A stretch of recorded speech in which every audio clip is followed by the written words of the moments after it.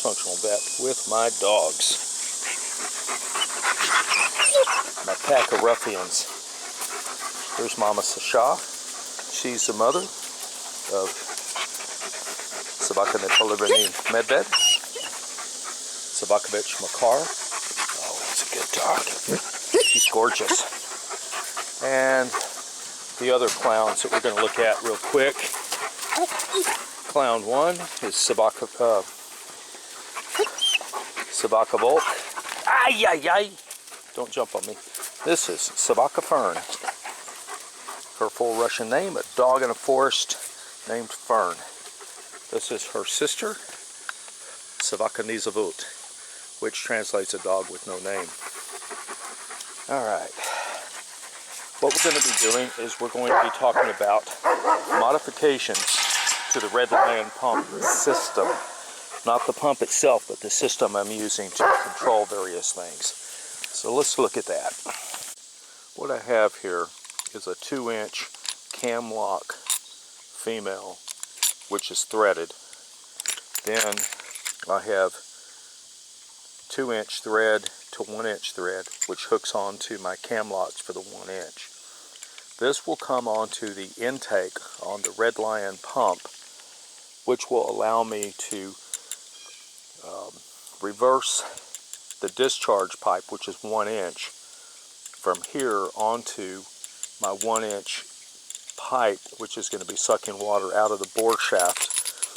What that will allow me to do is quickly evacuate the drilling fluid and start flushing the mud from the strata. Now, understand something. When you're developing a well, it's critically important that you flush the well frequently and remove large quantities of water. Now, the sand, the bentonite clay rather, that's inside there adds weight that prevents the strata, the water-bearing strata, from collapsing and causing your well to go bad. But you've got to get that stuff out. You've got to flush it. Now, the screen that is recommended by the maker of your well screen is going to be of such a size as to keep the majority of sand out, which is going to probably be about a 200.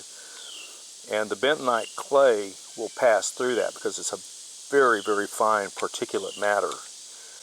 However, there's no guarantee that the bentonite clay will pass through it if you don't pump it out. And if it settles in, if it cements into the wall, you may have minimal water flow. You can see that I was able to sink these threads all the way into this reducer. And this reducer, although it's rather long, is sunk all the way to the bottom of this. When I was tightening this piece is in the vise. As I was tightening it, this piece was sitting still, and I could see this part down through this opening. I could see this turning, and when this would lock and it would go to tightening this reducer to this cam lock, it would suddenly slip very quickly and it would be very easy to turn. Again, I lubricated this with the nickel anti-seize before putting it together. I don't know that it would have been that easy without it. Now, I could have used Teflon. I just didn't. Teflon would have been just fine. The liquid Teflon, not the Teflon tape. I don't use Teflon tape hardly at all.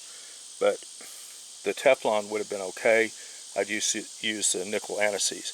Now, I painted the threads on this, and I painted a 1/4 inch or so all the way around on this cam lock. So there is in here,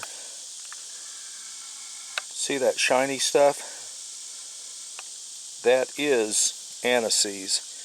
I don't think I can really get it out of there. I'm not even going to try, but this is now ready to go.